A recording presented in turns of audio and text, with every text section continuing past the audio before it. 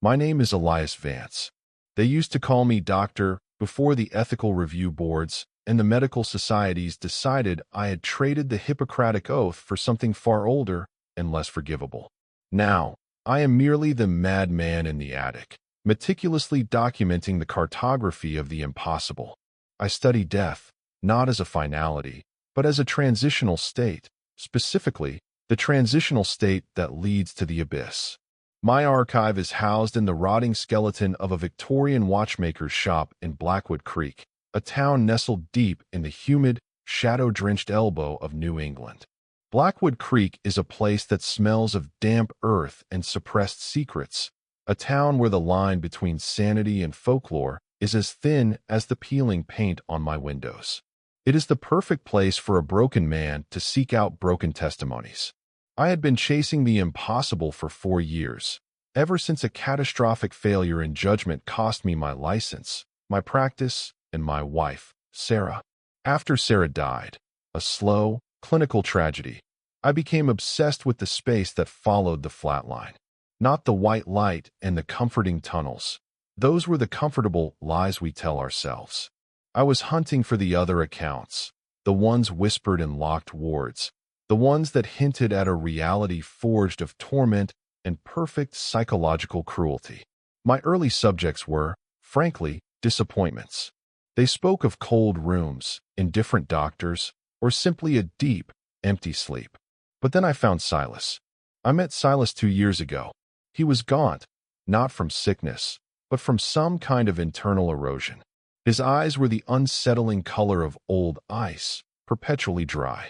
He'd been clinically dead for 17 minutes following a train derailment, long enough for the brain to begin the final collapse, long enough to see the architecture of what lies beneath the surface of reality. Silas didn't speak with the wild-eyed fervor of a repentant sinner or the frantic desperation of a survivor. His voice was a flat monotone, reciting facts as if he were reading coordinates off a damaged map. He wasn't trying to save my soul. He was warning me about a place he called the abyss. It's a place of perfect manipulation, Vance, he'd said, clutching a lukewarm paper cup of coffee like it was a life raft. They don't want your allegiance, they want your will. And they make the path out look like the path in. It was Silas who gave me the first entry in what would become my obsession, my manifesto, my prayer book, the rules of return. I had to systematize the terror. The human mind is chaos, especially after trauma. But if multiple minds, separated by geography, culture, and context of death, describe the same exact mechanism of torture, the same specific traps, then that is not hallucination. That is documentation. That is science. My archive, pinned to the walls of the attic, is a tapestry of madness. Every witness statement, every hospital report, every scribbled doodle of a twisted shadow is a thread, and running through the center of this tapestry is the list. It began small, a handful of cryptic warnings. But as the testimonies accumulated, the list grew into an unwavering, ironclad mandate for survival. It was a rulebook for navigating a landscape whose sole purpose was to break the human spirit, not with fire, but with psychology. I transcribed everything, cross-referencing keywords, searching for statistical anomalies in the terror. The same color of the sky, the same shape of the terrain, the same sound. I learned that the abyss was not a chamber of eternal flames. It was a sprawling, fractured nightmare, a landscape of jagged rock and pulsating black clouds, guarded by entities that were not demons, but something far more frightening, fallen perfection. I had to know why they were allowed to return. And every single subject, after detailing the unimaginable horror, would eventually hit the same wall, the same phrase, whispered with a strange mix of terror and empty resignation. I didn't escape. They let me go. I couldn't reconcile that. Why document the meticulous engineering of despair only to allow a handful of broken specimens to walk out? It was a logistical failure on the part of absolute evil. And absolute evil, I knew, was never sloppy. The answer, I would soon discover, came with the final, most chilling witness. The one who brought me the last rule. the one who sealed my fate in the damp gloom of Blackwood Creek. But before the ultimate betrayal, there was the instruction manual for the damned, and it started with hunger. I will now document the first rule, provided by Silas, the gaunt man. My goal is no longer documentation. It is preparation. Because I have a growing suspicion that the act of compiling this archive is itself a violation of some fundamental law, and that I, Elias Vance, am now being watched. I hear the floorboards creak when the house should be empty. And sometimes, faintly, I hear something calling my name, not from outside, but from somewhere deep within the structure of the house itself, a sound that is impossibly distant and yet chillingly close. This is the beginning of the end of my skepticism. The first rule is foundational. It's the cornerstone of survival, yet it is framed around the most base, inescapable human need. It is an instruction against an act of profound self-betrayal. Silas, the gaunt man, had been a fastidious accountant before his derailment, a man who measured calories and expenditures with the same cold precision. It was perhaps this ingrained discipline that allowed him to see the trap for what it was, even as his spirit was starving. I met him in a hospice waiting room, ostensibly researching post-trauma stress. I showed him a single, blurry photograph, a piece of jagged obsidian I'd been told by another source resembled the landscape of the abyss. Silas didn't flinch. He simply placed his paper coffee cup down, and the recitation began. "Hunger," he started, his voice a dried-out whisper that struggled against the damp air of Blackwood Creek. "It starts subtle. You don't realize you haven't eaten, because time doesn't exist there. It's an absence. Then, the feeling starts to claw at you, a gnawing void that consumes memory faster than it consumes energy." Silas described the terrain of the abyss as an endless, jagged plateau of black rock, occasionally bisected by chasms that glowed with a cold, internal light. He walked for what he believed were weeks, though the concept of week lost all meaning. His thirst became so intense that the taste of copper filled his mouth constantly, and his body began to cannibalize its own will. Then, the illusion began. It wasn't grotesque, Vance, Silas explained, leaning in, his pale eyes searching mine for comprehension. That's the mistake people make. They expect maggots and rotten flesh. They expect a warning. But they, the architects of that place, are far more intelligent than simple disgust. Silas described a scene that manifested without warning. A clearing in the jagged rocks, bathed in an impossibly warm, golden light, the only source of comfort he had seen. In the center of the clearing sat a feast, spread upon a cloth of woven shadows. It was everything the human soul craves when it is broken: warm, freshly baked bread, impossibly fragrant, roasted meats, glistening with perfect fat, rich, red wine that promised oblivion, and fruits that shone with an internal luminescence, looking more real, more vibrant than any fruit he'd ever seen in life. It wasn't food from hell, Silas insisted, tracing the rim of his paper cup. It was the idea of food, the memory of safety, wrapped in flavor. It smelled like my grandmother's kitchen. It smelled like my last good Christmas. He said the craving became overwhelming. He was crawling towards the table when a sensation, sharper than any pain, pierced his consciousness. It was a fleeting memory of his train derailment, the sound of grinding metal, the smell of burning oil, the sudden, terrible realization of finality. A tiny anchor, pulled up from the depths of his subconscious. He stopped, hovering inches from a warm, steaming loaf of bread. "I saw others there," he continued, the memory visibly shaking him. They weren't walking toward the feast. They were already part of it. They were seated, consuming the perfect meal. But they weren't hungry anymore. They were content. The contentment was the true horror. Silas described these figures, limbs twisted into unnatural positions, eyes dull and glazed over, eating mechanically. Their minds, he theorized, had gone soft. Their desperation, their will to escape, had been extinguished. It wasn't physical death they suffered, Silas told me, his voice dropping to a conspiratorial level. It was the death of intent. The moment you take that first bite, you accept their terms. You are no longer a struggling soul. You are livestock. You trade your desperation for a momentary, false comfort. And that, Vance, is their victory. He realized then that the only path out of the abyss was fueled by a relentless, unyielding need to leave, a desperation the food was perfectly engineered to nullify. You could not be comfortable there. Comfort was a trap. I pressed him. What happens if you eat it? Did anyone tell you? Silas gave me a look of deep, ancient pity. The food is the covenant, Elias. It is the agreement to stay. Once you sign the covenant, you lose the memory of the exit. You become a permanent, silent fixture in their nightmare. He shuddered. I saw one man try to spit it out. He had only managed one small bite of a glowing apple. He was instantly surrounded by shadows, not violent, but patient. They waited, and as the comfort spread through his empty body, his struggle faded. He looked up at me, and I saw the light go out of his eyes. He smiled, a perfect, vacant smile, and he picked up the apple core and finished it. I wrote it down, my pen scraping loudly against the silence of my attic. The first, and arguably most important, instruction in the survival manual for the damned. The rules of return, rule I. The covenant of hunger, do not eat anything. Food in the abyss is engineered psychological comfort.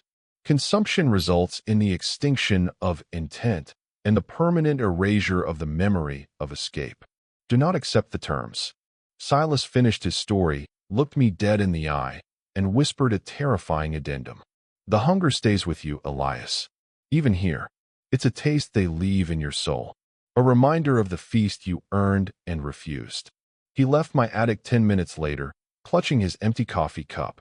I never saw him again, but the gnawing, internal emptiness he described, that strange, non-physical hunger, has never quite left the corners of my own existence since. The second and third rules came quickly from two separate women who had never met.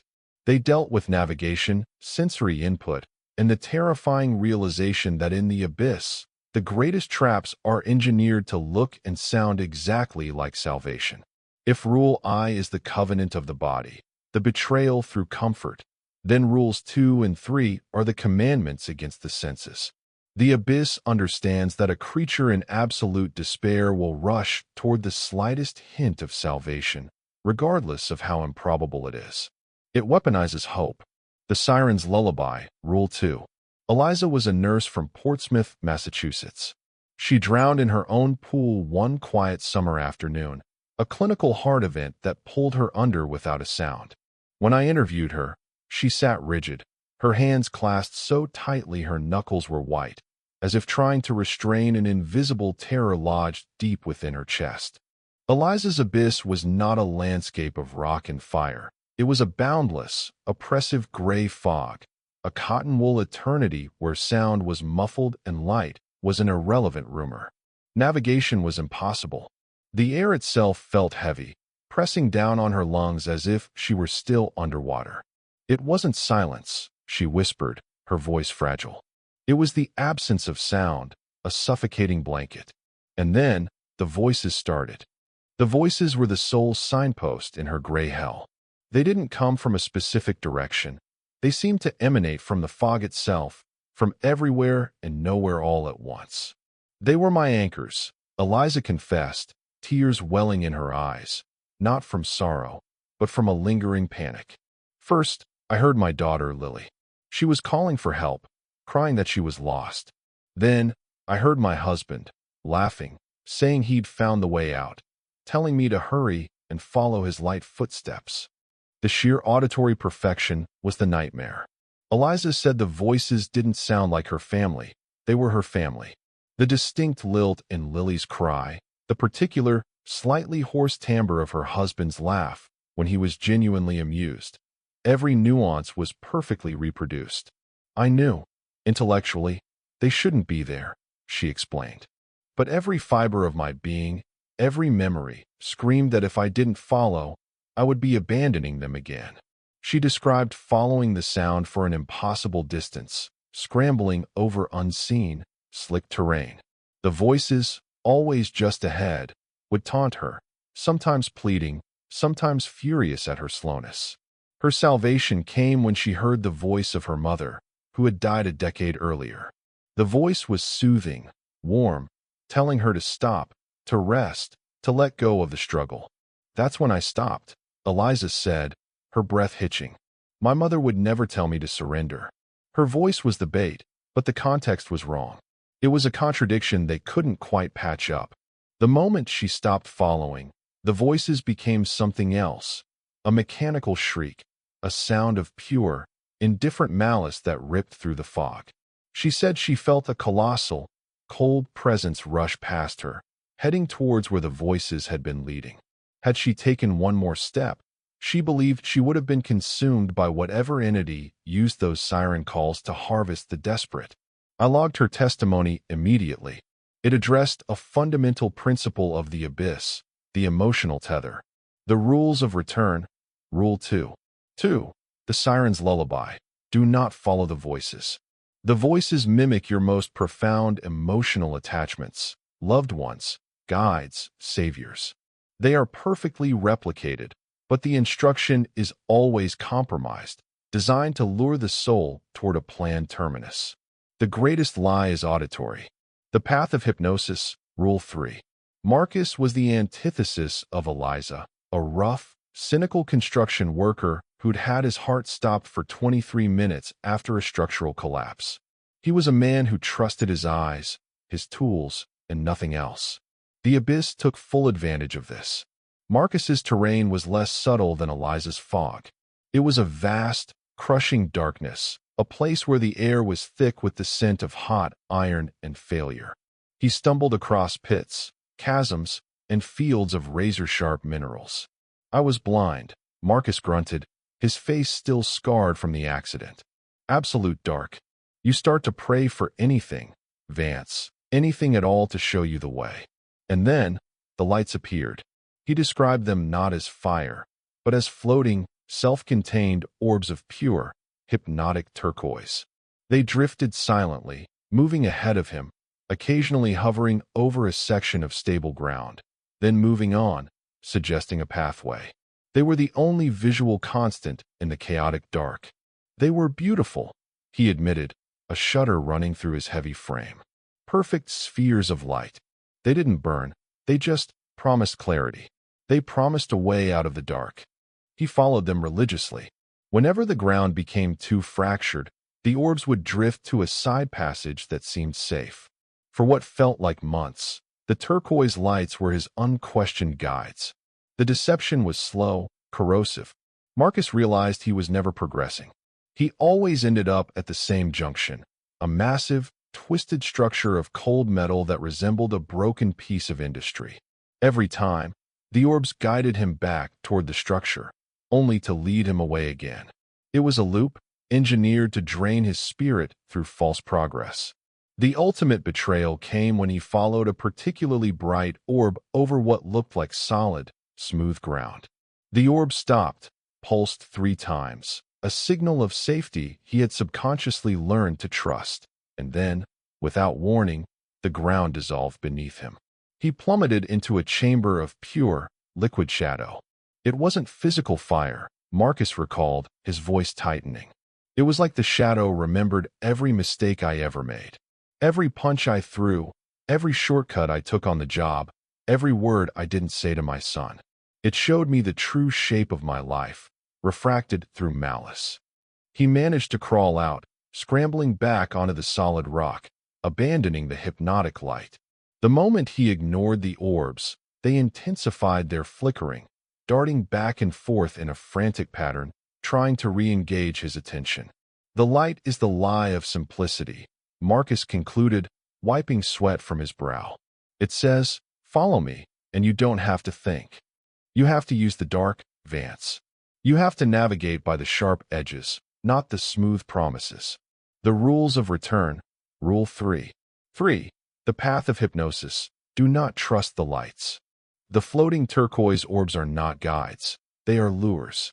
They promise simple solutions and stable paths, but are designed to shepherd the subject into psychological traps or endless loops, forcing a surrender of agency. The greatest lie is visual. I sat in my attic, the glow of my desk lamp suddenly feeling predatory. Food, sound, light, all primary sensory inputs corrupted. The abyss didn't need to create new horrors. It simply had to pervert the very definition of comfort and salvation. But the worst was yet to come. The next set of rules dealt with movement, interaction, and the chilling etiquette required when encountering the entities that actually inhabited this awful place. Caleb's testimony was the heaviest, not just in duration, but in the sheer architectural detail of the terror. He had gone deeper than anyone else I interviewed. If Silas provided the entry point, and Eliza and Marcus provided the warnings against the census, Caleb provided the operating manual for the soul's geography. He confirmed my deepest fear. The abyss is not a prison, it is a system. Caleb was a statistician before his heart attack, a man who saw patterns and probabilities in everything. This meticulous mind served him well in a place dedicated to chaos. When he described his return, his voice was hollowed out, as if the volume control had been permanently lowered. The rules of movement are everything, Elias, Caleb began, staring at the map of Blackwood Creek pinned to my wall as if seeing the fractal terrain of hell overlaid upon it. The abyss is not static. The ground pulses, the chasms breathe, and the landscape remembers where you were and what you fear. The fallen architects, Rule 4 and V. Caleb was the first to give me a clear, non-mythological description of the guardians. He called them the gatekeepers. They are not demons, not the horned caricatures we draw, he whispered. They are fallen angels. And that distinction is crucial. They are terrifying because they retain a hideous, terrible perfection. He described them as towering, impossibly slender entities. Their wings were vast, tattered membranes of shadow and dried light, sometimes stretching across what little sky there was. Their faces were the grotesque mockery of beauty, symmetrical, flawless, but utterly devoid of empathy. Their eyes, he said, were the worst, cold, polished lenses that reflected back not the world, but your deepest, most private shame. The most fundamental rule of encountering them was one of visual submission. Don't look up, Caleb insisted, his gaze fixed on the floor. Don't ever meet their eyes. They don't need physical contact to inflict damage. Their gaze is a scalpel. It cuts through memory and intention, forcing you to relive every small, vile thing you've ever done. They break you just by looking at you. He recalled stumbling into the path of one of these entities. He froze, unable to move, trapped by the awful, predatory grace of its silent presence. It didn't speak. It simply stared. And under that gaze, Caleb collapsed, witnessing his life's failures projected onto the pulsating black walls of the abyss. I begged it to stop, Elias. I wept. I offered whatever I had left, he choked out. But that's when the second trap opens.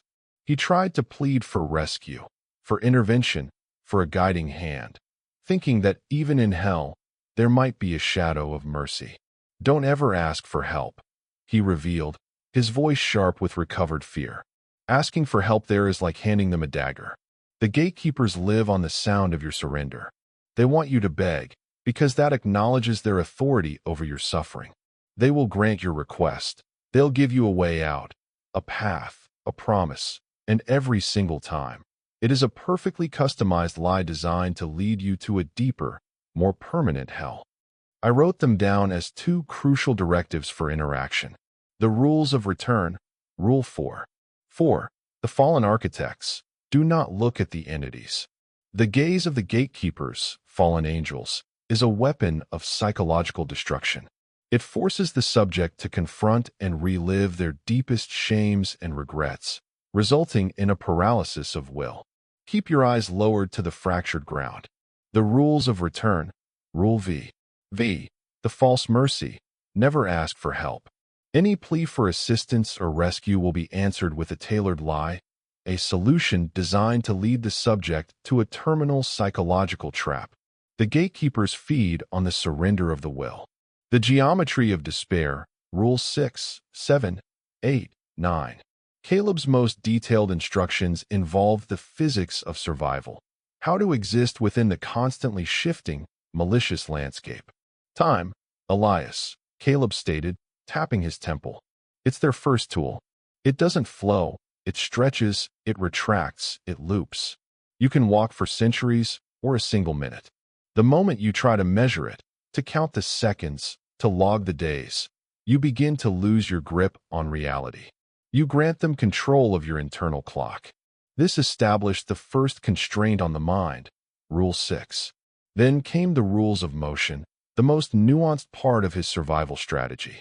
They are drawn to extremes, Caleb explained, his eyes darting quickly, a habit he must have picked up in the abyss.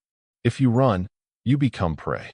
You announce your fear, your location, and your panic is infectious. The creatures, the lesser shades, the things that crawl beneath the black rock, they rush toward that sound of desperation. Rule 7. Don't run. But if you stop, he continued, pausing for dramatic effect, you sink. The ground itself is unstable, fluid.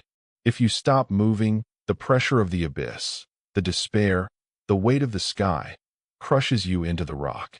You become a permanent fixture, like the contented eater's Silas saw. Rule 9. Don't stop moving. I noticed a slight contradiction. So you must walk quickly, but not run? Caleb nodded solemnly. The speed of the damned. You must find the median pace. It's the speed of profound indifference. Too slow to stop, too fast to panic. It makes you a blur, a background element in their landscape. It's the speed of a survivor who accepts the reality of the horror but refuses to participate in it. Rule 9, Part 2. Stay in the middle. Finally, Caleb reiterated a subtle warning I had heard faintly from others, but he articulated it with brutal clarity, the sound of the soul. The entire abyss is a gigantic, receptive ear, he insisted. Every word you speak, a curse, a prayer, a whisper of a plan, is heard. And it is logged. They will use your own words, your intent, against you later. Silence is your only true sanctuary, your only private space. Rule 8. Don't speak. I looked at the growing list. It wasn't about physical prowess. It was about absolute, surgical control over the self. Hunger, fear, sight, sound, time, and motion. Caleb survived because he mastered the discipline of negation. But even Caleb, the statistician, could not explain the greatest statistical anomaly of all, the exit. How did you get out, Caleb? I asked him, leaning forward. After nearly an hour, against all odds. How did you escape the system you just described? Caleb's hollow eyes finally met mine. He didn't speak for a full minute. The silence in my attic felt suddenly profound, almost aggressive. When he finally spoke, it was the same phrase, delivered with the same dreadful finality. I didn't escape, Elias. They let me go. He refused to elaborate further. He said he had paid his dues to the other side and could not violate the terms of his release. He left soon after, disappearing into the cold drizzle of Blackwood Creek. His words sat in my archive like an undetonated bomb. They let me go. Why? What price? I didn't find the terrifying answer until I met the woman who broke the system and, perhaps, broke me in the process. Caleb's confession, I didn't escape, Elias. They let me go, had been a cold, surgical shock. It implied agency on the part of the abyss, meaning survival wasn't a feat of endurance, but an act of transaction. The system had a ledger, and every soul owed a debt upon departure. I needed to know the currency. I found Serafina a week later. She was a young woman, a graduate student specializing in pharmacology, whose severe allergy to a common antibiotic had led to her near-death experience. She was quiet, almost entirely without effect, moving and speaking with a mechanical flatness that felt deeply unsettling. She was the longest survivor I had found who was still speaking, even if her voice held the dead timbre of a forgotten instrument. The rules you have, she murmured when I showed her my growing list of directives, her eyes tracing the list from I to 9. They are good. They are for the small demons. They are for the journey.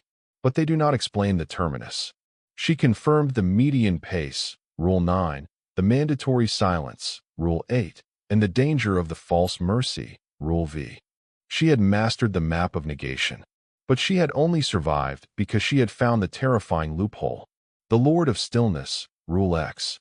Serafina's journey led her to the heart of the system, a terrifying realization that the entire landscape was being monitored by a single, supreme intelligence. Lucifer isn't a fiery king in a ruined castle, Elias. That is a story for children, she said, her voice unervingly monotone. He is the Lord of absolute stillness. He is the entity that presides over the anechoic void. She described him as a figure of such horrifying, mathematical perfection that looking upon him did not induce physical terror, but existential vertigo. He was not evil in the human sense. He was merely an administrator of failure, a being whose entire function was to process the collapse of sentient will. He doesn't use fire, Serafina continued, staring straight through my attic window at the relentless, gray sky of Blackwood Creek. He uses realization. He shows you the geometry of your own pointlessness. He shows you the vast, crushing indifference of the cosmos to your tiny, momentary suffering. You realize the system is flawless, and your rebellion is a mathematical impossibility. When she reached the end of her endurance, having refused the food, ignored the voices, and walked the median pace for what felt like geological ages, she collapsed before him. She didn't beg for help, Rule V. She didn't look at him, Rule 4. She simply lay on the jagged black rock, exhausted, ready for the inevitable absorption. And that's when he spoke, not with a voice, but with a thought that resonated through her very bones. You have been an acceptable participant. Your will to endure is noted. But no one leaves the ledger unbalanced. What do you offer in exchange for the continuation of your linear time? This was the terrifying key, Rule X. The rules of return, Rule X. X. The price of return, leave no debt unpaid. The abyss is a balanced system. The gatekeepers will allow passage out only if the subject surrenders a vital, fundamental component of their soul or cognitive framework. The trade is non-negotiable and the terms are nonverbal. Serafina confirmed that the exchange was instantaneous. She didn't consciously choose what to trade. She didn't bargain. She merely projected the desperate, absolute will to live back into her body, and the transaction was completed. I felt a tremendous pull, she described, wringing her hands slowly, as though a root had been torn from my core. Something essential left me, and I collapsed. The next thing I remember was the sound of the emergency room ventilator above my head. She came back alive, physically intact, but psychically neutered. The trade and the noise. I interviewed her multiple times, obsessively trying to determine the item of exchange. Was it a memory? An ambition? Her capacity for love? I don't know, Elias, she said, always with the same flat, frightening tone. But I know they didn't send me back empty-handed. They filled the space where my essence had been with something of theirs. She began to describe the terrifying aftermath. She suffered from a chronic, paralyzing hypersensitivity to sound. Not just loud noises, but all noise. The hum of a fluorescent bulb, the distant bark of a dog, the whisper of air conditioning. It all seemed amplified, distorted, and malicious. She said that when the world was quiet, she could still hear it, the choir of the abyss. The collective, low-frequency agony of a billion trapped souls, always present just beneath the threshold of human hearing, like white noise tuned to despair. That's what they took, I realized aloud, slamming my hand down on the table, the sound making Serafina flinch violently. They took your stillness. They took your ability to find peace and quiet refuge in your own mind. They filled the void with the noise of the system. The ultimate, grotesque irony, the very silence she needed to survive in the world of the living, the quiet mind, was the currency she unknowingly traded to escape the silence of the anechoic void. And the part they left in her? The noise, the psychological overload, the constant, low-level sensory attack that ensured she would never be truly present in life. She was a permanent recipient of the abyss's broadcast. A week after our last meeting, I came to the apartment she was renting. The door was ajar. Inside, the walls of the main room were lined entirely with mattresses, blankets, and pillows, all secured with duct tape. Every attempt to absorb sound. In the center of the room, there was a makeshift tent of quilts, but it was empty. On the floor, scrawled in charcoal, was a single, frantic sentence, repeated hundreds of times until the paper tore. I cannot hear myself think. I cannot hear myself think. I cannot hear myself think. Serafina was gone. Vanished. She hadn't sought comfort, hadn't followed voices. She had simply been driven, Elias, by the unbearable noise she carried inside her, until the silence of the cold earth must have seemed like the only true solution. Her end confirmed my greatest fear. The survivors were not heroes. They were transmitters. They carried the infection back, an echo of the abyss that amplified the mundane terrors of the real world. Caleb's release was temporary, contingent on the debt being paid, and Serafina's payment had been levied on her sanity. I looked at my complete list of rules, the desperate attempts to map an impossible landscape. They were only half the story. The other half was the terrible realization that even if you survived, you were never truly free. The system was perfect. The final entry in my archive is not a testimonial from a survivor. It is my synthesis. A summation of 10 rules carved from trauma, a blueprint of a system that is far more terrifying than the myths of fire and pitchforks. I call it the anechoic void. The term is deliberately clinical. Anechoic, designed to absorb all sound reflections, creating a space of absolute silence. Void, the absence of matter. The abyss is not a punishment, but a meticulously engineered psychological experiment, a space where the human will is analyzed, stressed, and ultimately broken down into a tradable component.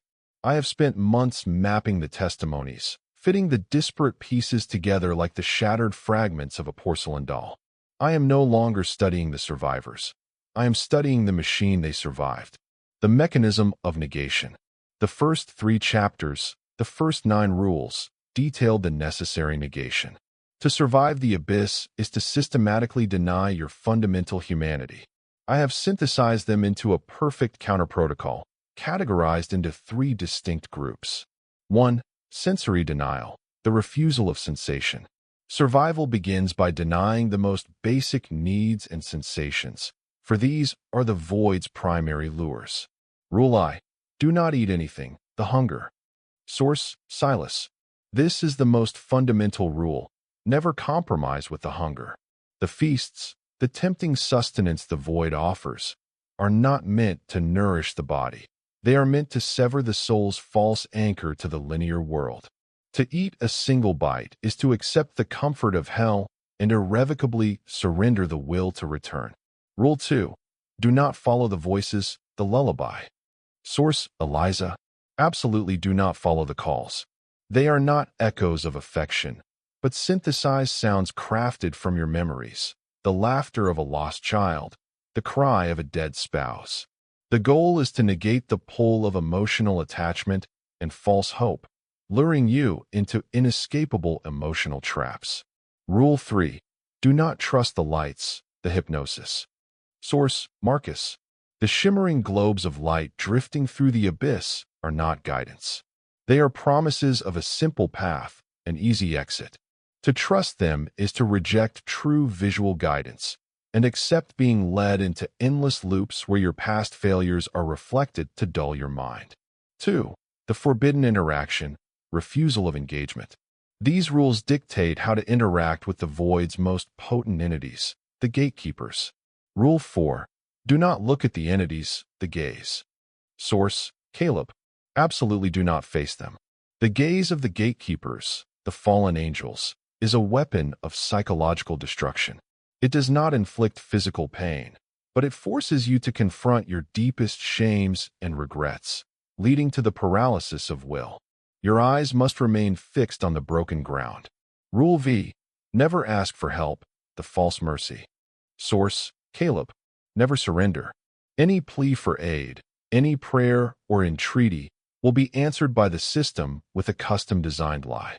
It is a solution leading to the final psychological trap. They nurture the collapse of your will and assert their absolute authority over your suffering. 3. Internal discipline and motion. These are the rules governing self-control and navigation within the void's shifting landscape. Rule 6. Ignore time, the stretch.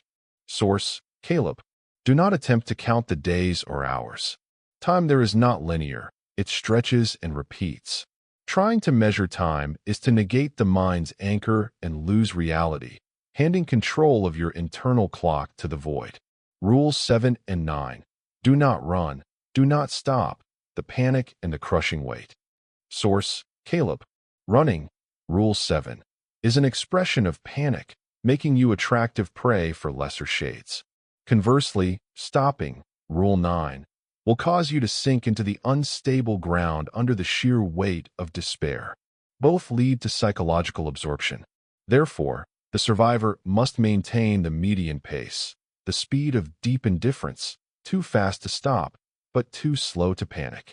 Rule 8. Do not speak, the eavesdrop. Source: Caleb. Silence is the only sanctuary. The abyss is a vast and sensitive ear. Every word you utter, whether curse, prayer, or whispered plan, is heard and recorded for use against you. Maintaining silence is the only way to retain an unbreachable zone of privacy. The median pace, the constant, indifferent walk, Rule 9 combined with 7, is the only acceptable velocity, the speed of a soul that has accepted its location but refuses its fate. It is the perfect passive resistance, the architect and the transmission. The anechoic void's perfection lies in its administrator, the Lord of absolute stillness, Rule X. The name Lucifer is apt, not because he fell from heaven, but because he represents the flawless, cold logic of a system designed to process failure. He does not need fire because his primary tool is realization. He doesn't inflict pain. He simply shows the subject the undeniable, mathematical truth of their own fragility and insignificance against the backdrop of eternity. This existential vertigo is a far more effective tool for breaking the will than any physical torture. The survivors, Silas, Eliza, Marcus, Caleb, and the tragic Seraphina, they all navigated the maze. They all negated the temptations. But Seraphina's tale, the dark truth of Rule X, revealed the second, more insidious phase of the system, the transaction. The abyss does not want eternal suffering, not exclusively. It wants balance. It wants the energy of survival in exchange for the continuation of linear time on Earth. What Seraphina traded, her internal stillness, was replaced by the noise. The noise is the signature of the anechoic void. It is the constant, amplified broadcast of the system's own internal operations, the sound of trapped souls, the mechanical whirring of cosmic indifference, the malicious amplification of the mundane terrors of the real world. Seraphina's fate confirmed my hypothesis. The survivors are not merely released. They are transmitters. They are sent back with a piece of the abyss, the noise, implanted in their psyche. The purpose of the system is twofold: to harvest, to extract a fundamental component of the soul, stillness, hope, empathy, and keep the cosmic ledger balanced; to infect, to use the returned soul as a carrier, broadcasting the noise into the reality of the living. This constant, low-level psychological attack ensures that the boundary between the two worlds is perpetually thin, blurring the line between sanity and the terror that lies just beneath the surface of the mundane. My own world has begun to thin. The hum of the fluorescent bulb in my attic, the distant sound of a siren, they no longer sound innocent. They sound engineered. They are becoming the choir of the abyss that Seraphina described. I realize now that the deepest horror is not death. It is the realization that the abyss is not confined to the dead. It extends its influence through those who have returned, slowly claiming their minds through sensory overload and psychological erosion. I am Elias Vance. I have cataloged the rules of survival in the anechoic void, but I have not yet cataloged the rules of survival against the noise it leaves behind. And now, the noise is calling my name. It sounds precisely like my late wife, calling me from the bottom of the old staircase. The archive is complete. The rules are documented. The price of return is known. But documentation does not grant immunity. The final stage of the abyss's attack is underway, and it is happening entirely here, in the cold, claustrophobic attic of Blackwood Creek. The noise is relentless. It began subtly, like an audio engineer turning up the gain on the background tracks of my life. The squeak of a floorboard became a scream. The ticking of a clock became the deafening, repetitive hammer of cosmic inevitability. The hum of the city outside, the distant traffic, the sirens, the constant vibration of human activity, ceased being background and became the foreground. It was a chaotic symphony, played without rhythm or melody, designed only to occupy every fraction of my cognitive ability. The key to its horror, just as Serafina described, was the emotional targeting. The noise was laced with the synthetic voice of my dead wife, Sarah. She wasn't pleading, she was inviting. Elias, it's so much quieter down here. Just come down and rest. It wasn't a malicious sound. It was an exhausted sound, a sound of perfect, final relief. It targeted my deepest wound, the grief that had first led me to Blackwood Creek and this terrifying research. The noise wasn't trying to scare me. It was trying to comfort me into submission. I knew the rules. Rule 2. Do not follow the voices. But how do you deny a voice that sounds like the end of all suffering? The ultimate negation. My survival depended on turning the rules of the anechoic void against its own infection. If the void was a system of absolute negation, then the only defense against the noise was absolute stillness in the real world. I began the preparations.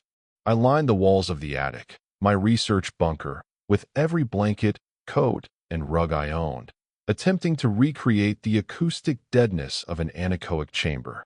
It was a futile effort.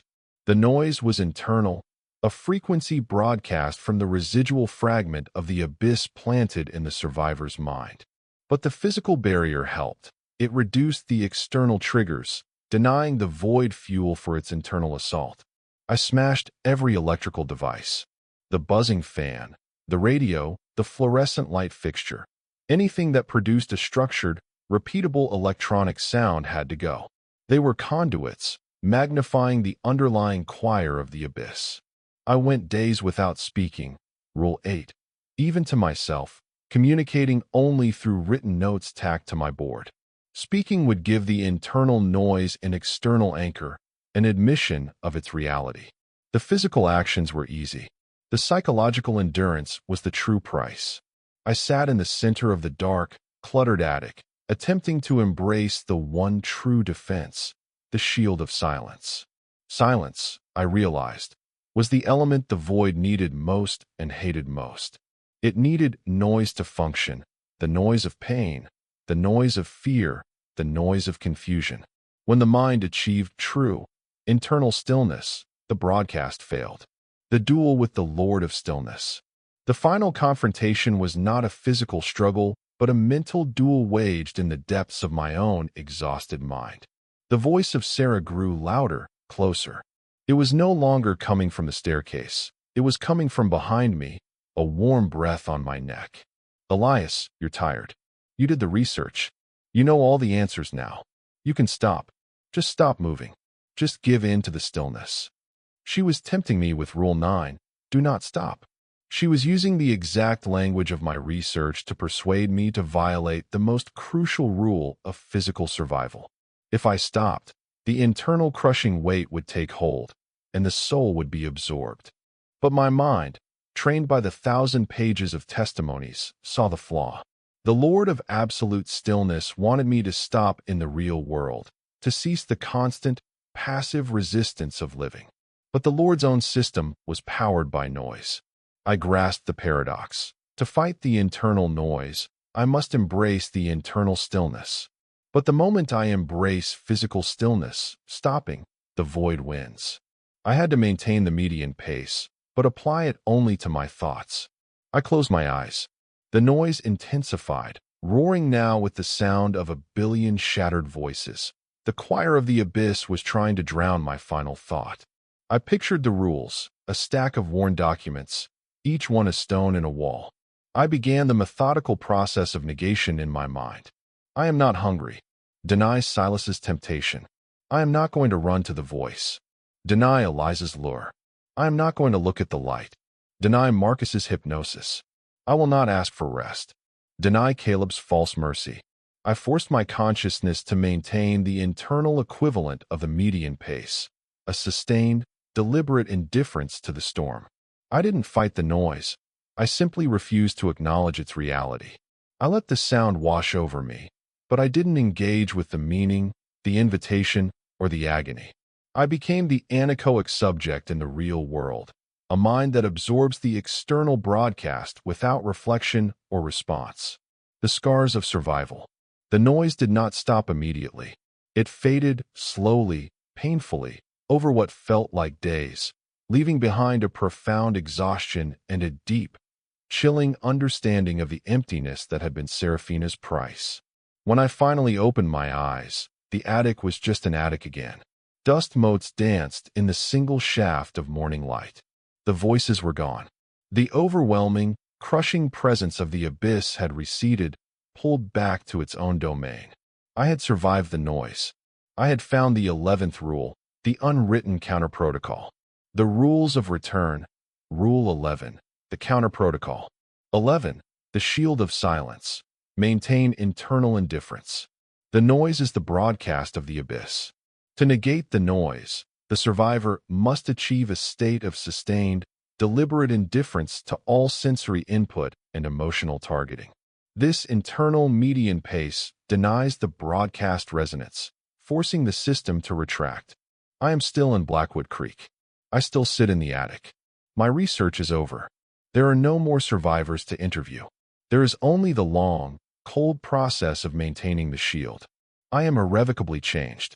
I see the edges of the abyss everywhere now, in the vacant eyes of the cashier, in the panicked urgency of the news headlines, in the senseless, chaotic clamor of modern life. They are all expressions of the noise, amplified by the transmitters who carry its frequency.